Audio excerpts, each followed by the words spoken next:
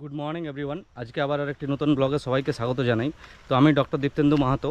আজকে আলোচনা করব হচ্ছে সদ্যজাত বাচ্চাদের জন্ডিস সম্পর্কে।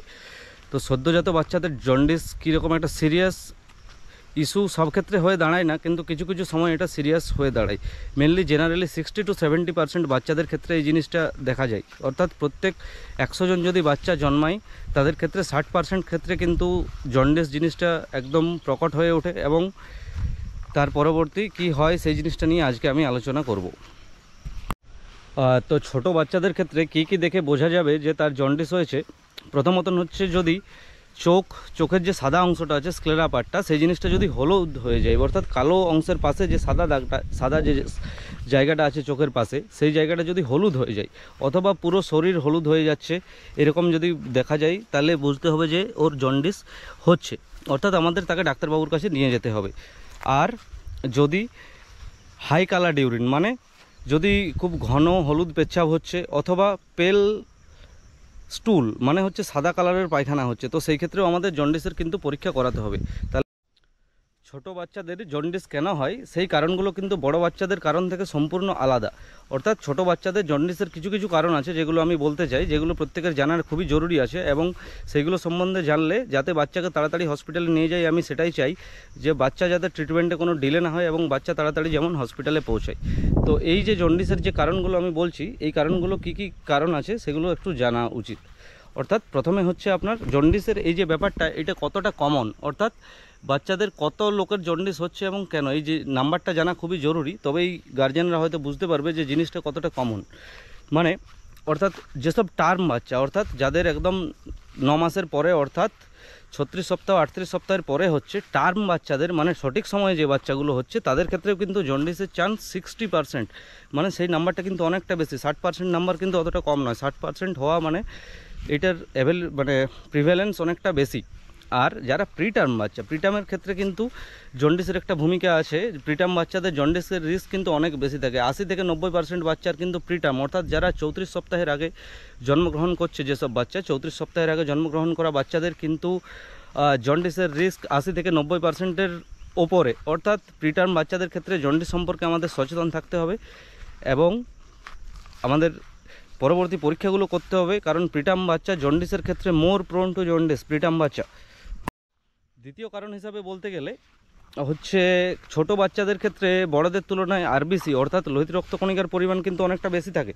আরবিসির পরিমাণ কিন্তু ছোট বাচ্চাদের ক্ষেত্রে অনেক বেশি থাকে, আরবিসি। তো এই আরবিসিগুলো বিলিরুবিন তৈরি কোথা থেকে হয়? বিলিরুবিন আরবিসি ভেঙেই কিন্তু বিলিরুবিন তৈরি হয়। অর্থাৎ ছোট বাচ্চাদের আরবিসি ভেঙে, আরবিসি যেহেতু বেশি আছে সেই জন্য আরবিসির থেকে কিন্তু বিলিরুবিন তৈরি হচ্ছে, এবং তা বিভিন্ন জায়গায়, শরীরের বিভিন্ন জায়গায় চোখের মধ্যে জমা হচ্ছে, এবং সেই কারণে হলুদ দেখা যাচ্ছে। বিলিরুবিন অ্যাকচুয়ালি একটা রঞ্জক পদার্থ, অর্থাৎ মানে কালারিং এফেক্ট আছে এর একটা হলুদ রঙের কালার আছে। যখন সেটা গায়ে বসে যাচ্ছে অথবা চোখের মধ্যে কোথাও স্ক্লেরার মধ্যে ডিপোজিট হচ্ছে, তো সেই জায়গাটা হলুদ হয়ে যাচ্ছে। তো বিলিরুবিন আমাদের যখনই দেখবো যে ছোট বাচ্চা, তো বিলিরুবিন টেস্টটা ছোট বাচ্চাদের, নিওনেটদের ক্ষেত্রে করা খুবই জরুরি, সদ্যজাতদের ক্ষেত্রে খুবই জরুরি। আরেকটা জন্ডিসের যে কারণ সম্পর্কে আমাদের সচেতন থাকতে হবে সেটা হচ্ছে বাচ্চা আর মায়ের ডিফারেন্ট ব্লাড গ্রুপ। অর্থাৎ বাচ্চার ব্লাড গ্রুপ যদি ও হয় এবং মায়ের ব্লাড গ্রুপ যদি ও হয়, বাচ্চার এ অথবা বি আছে, অর্থাৎ ব্লাড গ্রুপের তারতম্য আছে এই ক্ষেত্রে। তো এই তারতম্যের কারণে অনেক সময় কিন্তু যেসব বাচ্চাদের মায়ের সঙ্গে বাচ্চাদের ব্লাড গ্রুপের তারতম্য আছে এবং পজিটিভ নেগেটিভ, অর্থাৎ বাচ্চার পজিটিভ মায়ের নেগেটিভ, অথবা মায়ের নেগেটিভ বাচ্চার পজিটিভ, এই ক্ষেত্রেও কিন্তু এইসব বাচ্চাদের যাদের ব্লাড গ্রুপের তারতম্য আছে বাচ্চার সঙ্গে মায়েদের, সেই সব বাচ্চাদের কিন্তু জন্ডিসের হওয়ার চান্সটা কিন্তু প্রচণ্ড বেশি থাকে। সেই ক্ষেত্রে আমাদের কিন্তু নজর রাখতে হবে। দ্বিতীয় কারণ হিসাবে আমি বলতে চাই যেটা কিছু কিছু ইনফেকশন সেপসিস, অর্থাৎ বাচ্চার কোনো কারণে ইনফেকশন হয়ে গেছে, সেপসিস হয়েছে, এইসব ক্ষেত্রেও কিন্তু জন্ডিস হওয়ার প্রবাবিলিটি অনেক বেশি থাকে। ইনফেকশন জন্ডিস, বাচ্চার জ্বর আসছে, আপনি বুঝতে পারছেন না কী হচ্ছে, তো সেই ক্ষেত্রেও কিন্তু এই কারণটা অত্যন্ত বেশি জানা উচিত যে সেপসিস যদি হয়, ইনফেকশন যদি থাকে, তো সেই ক্ষেত্রে জন্ডিসের চান্সটা অনেকটা বেড়ে যায়। আর কিছু কিছু হচ্ছে এনজাইম আছে, কিছু কিছু হরমোন আছে, যেমন হচ্ছে হরমোনের ক্ষেত্রে বলতে পারি আমরা থাইরয়েড হরমোন, অর্থাৎ বাচ্চা যদি হাইপোথাইরয়েডিজম চান্স থাকে, অর্থাৎ থাইরয়েড হরমোনের অভাবে অনেক সময় হাইপোথাইরয়েডিজমের কারণেও জন্ডিস দেখা যেতে পারে। আর কিছু কিছু এনজাইম আছে, অর্থাৎ উৎসেচক এনজাইমের কারণে কিছু কিছু এনজাইম, যেমন কি G6PD বলে একটা এনজাইম হয়, G6PD এনজাইম যদি বাচ্চার মধ্যে কম থাকে, G6PD ডেফিসিয়েন্সি, তাহলে G6PD কারণেও হচ্ছে বাচ্চার জন্ডিস দেখা যায়। তো ওই জন্যে কোনো বাচ্চার জন্ডিস দেখা গেলে হচ্ছে তার থাইরয়েডের পরীক্ষা এবং G6PD এনজাইমের যে টেস্ট সেই পরীক্ষাগুলো কিন্তু করতে হবে, এইটাই আমি জানাতে চাই। আর আরেকটা কথা বলতে চাই, ভারতের মতো দেশে যেখানে গরম অত্যন্ত বেশি, সেই সব জায়গায় আমাদের এখানে তো গরম অত্যন্ত বেশি, তো গরমের কারণে প্রথম যখন বাচ্চা জন্ম হয় অনেক ক্ষেত্রে মায়ের দুধ কম হয় এবং বাচ্চাও ইনটেক করতে পারছে না ভালোভাবে। তো সেই ক্ষেত্রে মায়ের দুধ কম খাওয়া হয় এবং বাচ্চার মধ্যে ডিহাইড্রেশনের কারণেও কিন্তু জন্ডিস দেখা যায়। এটা হচ্ছে ব্রেস্ট ফিডিং জন্ডিস। তো মায়েদের দুধ কিন্তু খাওয়াতে হবে, এটা মাথায় রাখতে হবে। দুধ যদি কম খাওয়ানো হয় তাহলে কিন্তু জন্ডিসের দেখার সম্ভাবনা কিন্তু বেড়ে যায়। টেম্পারেচার, ডিহাইড্রেশন এইটা কিন্তু একটা ইম্পর্ট্যান্ট ফ্যাক্টর এক্ষেত্রে। জন্ডিস কিন্তু দু প্রকারের হয়, অর্থাৎ প্যাথোলজিক্যাল জন্ডিস আর ফিজিওলজিক্যাল জন্ডিস। তো ফিজিওলজিক্যাল জন্ডিস আমি কাকে বলবো? ফিজিওলজিক্যাল জন্ডিস হচ্ছে অর্থাৎ নর্মাল জন্ডিস। প্রত্যেক বাচ্চাদের বললাম যে 60% বাচ্চাদেরই কিন্তু জন্ডিস দেখা যায়। তো সব বাচ্চারই কি ট্রিটমেন্ট দরকার হয়? সবারই কি ট্রিটমেন্ট প্রয়োজন আছে? না। কিন্তু কার প্রয়োজন আছে কার নেই এই জিনিসটা কিন্তু জানা অত্যন্ত জরুরি। আর ফিজিওলজিক্যাল জন্ডিস মানে কীভাবে বুঝবো কোনটা ফিজিওলজিক্যাল আর কোনটা প্যাথোলজিক্যাল? ফিজিওলজিক্যাল মানে নর্মাল জন্ডিস, প্রত্যেক বাচ্চাদেরই হয়, আবার অটোমেটিক সাবসাইড হয়ে যায়। আর প্যাথোলজিক্যাল জন্ডিস মানে যেটা খারাপ জন্ডিস, প্যাথোলজিক্যাল মানে ডেঞ্জারাস জন্ডিস। তো এই জন্ডিসটার জন্যে ট্রিটমেন্টের কিন্তু প্রয়োজন আছে। আর ফিজিওলজিক্যাল জন্ডিস কি? মানে প্রত্যেক বাচ্চারে আজকে ধরো জন্ম হলো, আজকে জন্মের থেকে 3 থেকে 4 দিনের মধ্যে জন্ডিস শুরু হয়ে যাবে। 24 থেকে 72 ঘন্টার মধ্যেই কিন্তু জন্ডিস শুরু হয়ে যাবে জন্ডিসটা। আর 5 থেকে 6 দিনের মধ্যে বিলিরুবিন লেভেলটা পিকে থাকবে।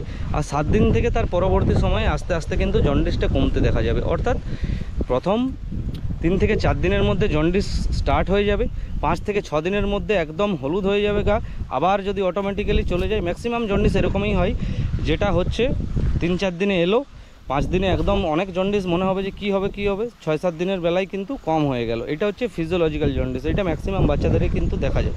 আর প্যাথোলজিক্যাল জন্ডিস যে ব্যাপারটা, প্যাথোলজিক্যাল জন্ডিস হচ্ছে প্রথম 24 ঘন্টার মধ্যে, অর্থাৎ প্রথম বাচ্চা জন্মালো, আজকে জন্মেছে, আজকের মধ্যেই বাচ্চাকে অসুস্থ লাগছে, অক্সিজেন প্রয়োজন হচ্ছে, বাচ্চার ইমব্যালেন্স আছে বাচ্চার মধ্যে, সেই ক্ষেত্রে প্রথম 24 ঘন্টার মধ্যে যদি কারো জন্ডিস দেখা যায় তো ইটস প্যাথোলজিক্যাল এবং এটা ট্রিটমেন্ট খুবই রিকোয়ার্ড আছে। যেহেতু বাচ্চা এখন হসপিটালেই জন্ম হয়, তো ডাক্তারবাবুরা নিশ্চয়ই সেই জিনিসটা খেয়াল রাখে একদম, যে যাতে বাচ্চা প্রথম দিনে জন্ডিস হচ্ছে কিনা, বাচ্চা সিক আছে কিনা, বাচ্চার খেয়াল কিন্তু যথেষ্ট ভালোভাবে রাখা হয় সেক্ষেত্রে। আর যদি হয়তো ফিজিওলজিক্যাল জন্ডিস আমি বললাম যে প্রথমেই 3 থেকে 4 দিনে হাই হবে, তারপর 7 দিনের পর আস্তে আস্তে কমে যাবে, 7 দিনের পর কিছু কিছু ক্ষেত্রে 14 দিনের মধ্যে একদম সাবসাইড হয়ে যায়। কিন্তু আমরা যদি দেখি যে জন্ডিসটা এখনও আছেই, 14 দিন পার হয়ে গেছে, জন্ডিস আছেই এবং বাচ্চার গা হলুদ লাগছে, এখনও বাচ্চা লাল হাই কালার ইউরিন একদম লাল গাঢ় মানে পেচ্ছাপ করছে এবং সাদা পায়খানা করছে, গা হলুদ আছে, জিভের তলা হলুদ আছে, চোখের স্ক্লেরা হলুদ আছে, 2 সপ্তাহ পার হয়ে গেছে তারপরেও, তো সেই ক্ষেত্রে সেটাকে আমরা প্যাথোলজিক্যাল হিসাবে গণ্য করব এবং তার ট্রিটমেন্ট আমাদের সেই ক্ষেত্রে কিন্তু লাগবে। সেই সময় আমাদের হসপিটালে পৌঁছাতে হবে এবং ডাক্তারবাবুকে আলোচনা করতে হবে যে এর পরবর্তী তো এই জন্ডিসের প্রতিকার কিভাবে হবে, এই জন্ডিসটা কি প্রিভেন্ট করা সম্ভব? কিছু কিছু ক্ষেত্রে এটা প্রিভেন্ট করা সম্ভব। অর্থাৎ বললাম যে মায়ের দুধ যদি কম হয়, ইন্ডিয়ার মতন এই গরম হট হিউমিড ওয়েদারে অনেক সময় কি বাচ্চারা অনেক সময় ঠিক পরিমাণ মা কিন্তু দুধ খাওয়ায় না, অনেক সময় অল্প ইনঅ্যাডিকুয়েট ব্রেস্ট ফিডিং, মানে যতটা প্রয়োজন ততটা খাওয়াচ্ছে না। তো এরকম করা কিন্তু যাবে না, মাকে কিন্তু অত্যধিক পরিমাণে যতটা বেশি সম্ভব ততটা মায়ের দুধ কিন্তু খাওয়াতে হবে। অ্যাডিকুয়েট যত হবে, যথেষ্ট পরিমাণে খাওয়াবে, তত সেই ক্ষেত্রে চান্সটা অনেক কিন্তু কমে যায়। দ্বিতীয় কথা হচ্ছে যেটা বললাম, বাচ্চাদের সঙ্গে মায়েদের রক্তের তফাৎ। অর্থাৎ আমরা কিভাবে বুঝবো যে বাচ্চাদের অনেক ক্ষেত্রে দেখা যায় অনেক মা আসছে তার কোনো রক্তের রিপোর্টই নেই, তার ব্লাড গ্রুপ কী আছে সেটাই আমাদের জানা নেই, এরকম অনেক ক্ষেত্রে কিন্তু আসে।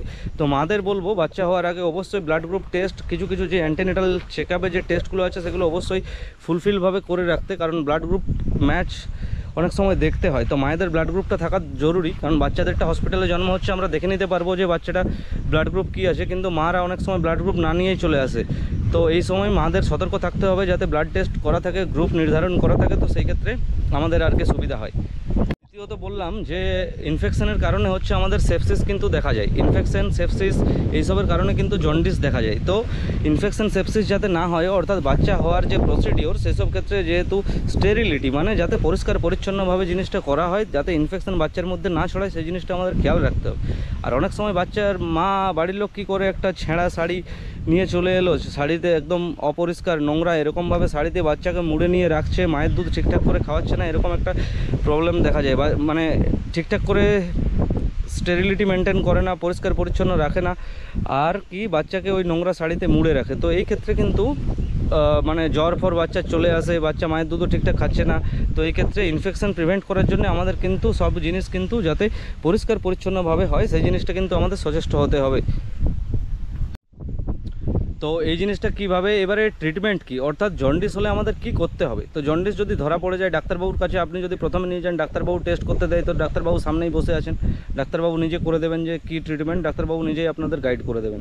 কিন্তু যদি আপনারা বাইরে টেস্ট করলেন অথচ দেখছেন যে জন্ডিস আছে, তো সেক্ষেত্রে তো ডাক্তারবাবুর কাছে অবশ্যই নিয়ে যাবে। এবং বিলিরুবিন যদি 15-র বেশি হয়, তাকে সেক্ষেত্রে আমার কিন্তু চিন্তার একটু দরকার আছে। বিলিরুবিন 15-র বেশি হলে যে ট্রিটমেন্টটা দরকার সেটা হচ্ছে ফটোথেরাপি, অর্থাৎ বাচ্চাকে ওই নীল আলোর নিচে রাখতে হবে। নীল আলোর নিচে রাখাটাই হচ্ছে মেন ট্রিটমেন্ট। তো বাচ্চাকে ফটোথেরাপি সেই ক্ষেত্রে কিন্তু দিতে হবে। নীল আলোর মধ্যে, কাঁচের ঘরের মধ্যে রাখা হয়। তো এই নীল আলো দেওয়ার সময় যাতে বাচ্চার সমস্ত শরীরে এই নীল আলো পায়, সেই জন্যে বাচ্চাকে গোটা শরীর উন্মুক্ত রাখা হয় এবং শুধুমাত্র চোখ আর যৌনাঙ্গ একটু ঢেকে দেওয়া হয়, বাকি সমস্ত জায়গায় এই নীল আলো কিন্তু বাচ্চা পেতে থাকবে। তো এই নীল আলো দিয়েই কিন্তু ম্যাক্সিমাম ট্রিটমেন্ট হয়ে যায় 15-র বেশি হলেও। কিন্তু এই যে ফটোথেরাপিটাই হচ্ছে মেন জন্ডিসের ট্রিটমেন্ট। আবার অনেক ক্ষেত্রে দেখা যায় আজকে বিলিরুবিন আছে 10, কালকে বেড়ে হয়ে গেছে 17, পরশু দিন 25, তারপরের দিন এরকম বেড়ে যাচ্ছে। একটা মানে অসম হারে বৃদ্ধি হচ্ছে বিলিরুবিনের। ব্লাড টেস্টে দেখা যাচ্ছে বিলিরুবিন আজকে যত আছে র্যাপিড গ্রোথ হচ্ছে, প্রতিদিন বিলিরুবিন বেড়ে যাচ্ছে, একটা অসম হারে দ্বিগুণ হয়ে যাচ্ছে, এরকমভাবে বেড়ে যাচ্ছে। তো সেক্ষেত্রে আমাদের ট্রিটমেন্টের প্রয়োজন আছে, কারণ যদি বিলিরুবিন এভাবে বাড়তে থাকে, বিলিরুবিন হচ্ছে অনেক সময় কি, বিলিরুবিন অনেক বেড়ে গেলে বাচ্চার হচ্ছে মাথায় ডিপোজিশন হয়, অর্থাৎ বিলিরুবিন মাথার মধ্যে জমা হয়। এটা একটা সিরিয়াস কমপ্লিকেশন হচ্ছে জন্ডিসের, এটাকে বলা হয় কার্নিক টেরাস। কার্নিক টেরাস মানে হচ্ছে বিলিরুবিন যদি মাথায় জমে যায় ব্রেন টিস্যুদের মধ্যে, তাহলে কিন্তু বাচ্চার অনেক সময় অনেক প্রবলেম হয়, অর্থাৎ বাচ্চা একটু অ্যালার্ট কম থাকে, বাচ্চার মানে একটু মন্দবুদ্ধি সম্পন্ন হয়। এই সব ক্ষেত্রে থেকে আমাদের সাবধান থাকতে হবে। বাচ্চাকে কিন্তু বিলিরুবিন র্যাপিড হারে বাড়তে দেওয়া চলবে না, তার আগেই কিন্তু আমাদের হসপিটালে পৌঁছাতে হবে। এটা কিন্তু সবাইকে সচেষ্ট থাকতে হবে এই নিয়ে। তো আজকে আমার ব্লগ এই যে সদ্যজাত বাচ্চাদের জন্ডিস সম্পর্কে যেটুকু আমি জানাতে চাইছিলাম, এটাই কমন এবং এটাই প্রাইমারি। এইটুকু ফলো করলে কিন্তু অনেক বাচ্চা কিন্তু ভালো সুস্থ হয়ে যাবে। এইটুকুই ফলো করতে হবে, এর চেয়ে বেশি কিছু না, এইটুকুই জাস্ট ফলো করতে হবে। আর কিছু কিছু কমন ডাউট আছে যেগুলো হসপিটালে প্রচুর জিজ্ঞাসা করে। পেশেন্ট আমাকে জিজ্ঞাসা করলো হয়তো কি, মা ডাক্তারবাবু তাহলে কি এখন বাচ্চার তো জন্ডিস হয়েছে, তাহলে কি মায়ের দুধ খাওয়ানো যাবে? অবশ্যই মায়ের দুধ খাওয়ানো যাবে, কারণ মায়ের দুধটা একদম অত্যন্ত এসেন্সিয়াল। কোনো কারণে মায়ের দুধ বন্ধ করা উচিত নয়। মায়ের দুধ যথেষ্ট পরিমাণে খাওয়া যাবে এবং খাওয়ানো উচিত। সেক্ষেত্রে ব্রেস্ট ফিডিং জন্ডিস ব্যাপারটা কিন্তু কম হবে। আর মা যদি, কিছুজন জিজ্ঞাসা করে কি মা হলুদ শাড়ি পরছে, বাচ্চাকে ঝেড়ে হলুদ মাখাচ্ছে, তো এগুলো কি জন্ডিসের কারণ? না, এগুলো জন্ডিসের কারণ নয়, এগুলোর জন্য কোনো জন্ডিসের সঙ্গে সম্পর্কিত নয় এগুলো।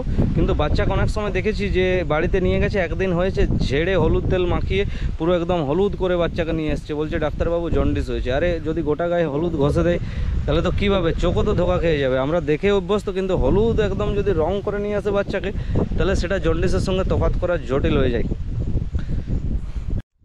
আরেকটা প্রশ্ন খুব কমন আসে যে বাচ্চাকে যদি এই নীল আলোতে, আমি যেটা বললাম ফটোথেরাপি, যেটা মেন ট্রিটমেন্ট জন্ডিসের, ফটোথেরাপিতে না দিয়ে বাচ্চাকে কি সানলাইটে অর্থাৎ সূর্যের আলোতে রেখে দিলেই, অনেক লোকের জ্ঞান আছে তো অনেকেই বলে যে সানলাইটে অর্থাৎ ডিরেক্ট সানলাইটে রেখে দেবো, রোদের মধ্যে রেখে দেবো, ডাক্তারবাবু জন্ডিস কম হয়ে যাবে। আমি বলি একদম না। ডিরেক্ট যদি একদম সানলাইটের মধ্যে রাখা হয় তাহলে বাচ্চার মধ্যে ডিহাইড্রেশন, সানবার্ন এইসব কিন্তু হবে। সূর্যের আলোতে বাচ্চার অত ডিরেক্ট একদম আলোতে ছোট্ট সদ্যজাত বাচ্চাদের রাখা একদমই উচিত নয়।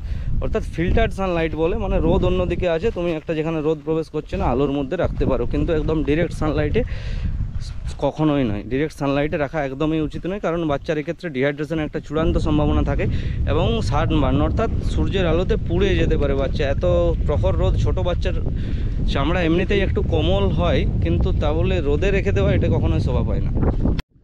তো আজকে আমার ব্লগ এই যে ব্লগটা করলাম মাঠের মধ্যে বসে, আমি আমাদের এই জমিতে বসে আছি, ঘুরে বেড়াচ্ছি। তো আজকে এই ব্লগটা এত দূর অবধিই। পরবর্তী আবার কোনো একটা নতুন টপিক নিয়ে আমি আবার আসবো, যেগুলো নিয়ে সবারই কাজে আসবে, কমন জিনিস, কমন যেগুলো সত্য জাস্ট মাথাটা অন রাখলেই যে জিনিসগুলো প্রিভেন্ট করা যাবে, সেই জিনিসগুলো অল্প শুনলেই আপনারা বুঝতে পারবেন। আর হ্যাঁ, আজকে ডক্টরস ডে, তো আমার যে সমস্ত কলিগ এবং সিনিয়র যারা স্যার আছেন তারা অক্লান্ত পরিশ্রম করে সবার জন্য খেটে চলেছেন। তো আজকে ডক্টরস ডেতে আমার তরফ থেকে তাদের জন্য একটা আন্তরিক শুভেচ্ছা এবং শ্রদ্ধা। তারা যেন এইভাবে আছে বলেই সবাই এত সুস্থভাবে চলতে পারছে। Thank you.